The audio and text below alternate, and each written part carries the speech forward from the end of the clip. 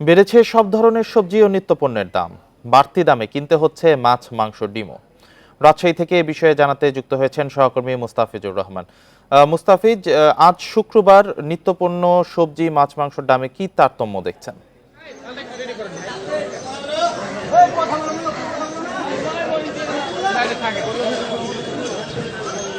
রাজশাহীতে কাঁচা বাজারে কিন্তু আজকে যেটি হয়েছে যে সব ধরনের অধিকাংশ সবজির দাম কিন্তু আজকে একটু কমার দিকে, অর্থাৎ কমেছে। বেশ কিছু সবজি কমেছে।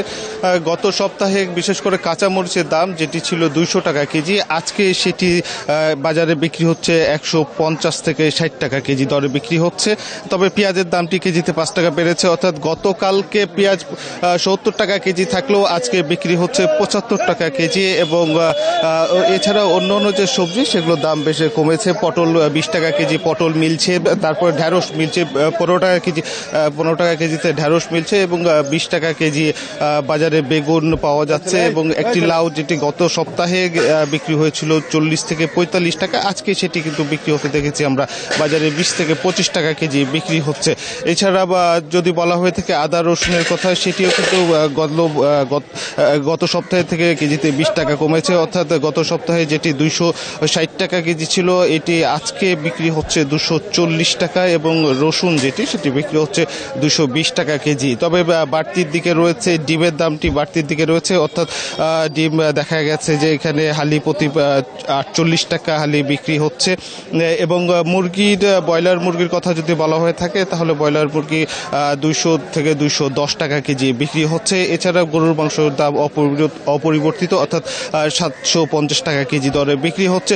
তবে আজকে বিক্রেতারা যে বিষয়টি বলছিলেন যে যেহেতু বাজারে আজকে সরবরাহ বেশি রয়েছে, যার ফলে কিন্তু আজকে তুলনামূলকভাবে অন্যান্য বারের তুলনায় বা অন্যান্য সপ্তাহের তুলনায় আজকে বাজারে যে সবজিগুলো রয়েছে সেগুলোর দামটি একটু কমের দিকে রয়েছে। তবে ডিমের প্রসঙ্গ যদি বলা হয়ে থাকে, তবে ব্যবসায়ীরা যেটি বলছেন যে ডিমের দাম কমা নয়, সামনে আরও বৃদ্ধি পেতে পারে, এই ধরনের কিন্তু একটি তারা আশঙ্কা করছেন। সেই সাথে যদি বলা হয়ে থাকে যে এখানে বারবারই একটি প্রসঙ্গ আসছে যে ব্যবসায়ীরা তাদের একটি অজুহাত বারবারই বলে থাকেন যে যখন সরবরাহ বেশি থাকে তখন জিনিসের দাম কমে যায়, সরবরাহ ঘাটতি থাকলে বেড়ে যায়। তবে সেটি আদৌ সেটি সরবরাহ বৃদ্ধি বা কমের যে প্রসঙ্গটি সেটি একটি সিন্ডিকেট নিয়ন্ত্রণ করে থাকে। এই সিন্ডিকেটের বিষয়ে কিন্তু সচেতন হওয়ার জন্য বা সরকারি যে সংস্থাগুলো রয়েছে তাদেরকে আরো সজাগ হওয়ার জন্য কিন্তু আহ্বান জানিয়েছে যারা সাধারণ ক্রেতা রয়েছেন। এই ছিল রাজশাহীর কাঁচা বাজার থেকে সর্বশেষ। রাজশাহী থেকে নিত্যপণ্যের বাজার দর নিয়ে জানাচ্ছিলেন সহকর্মী মুস্তাফিজুর রহমান।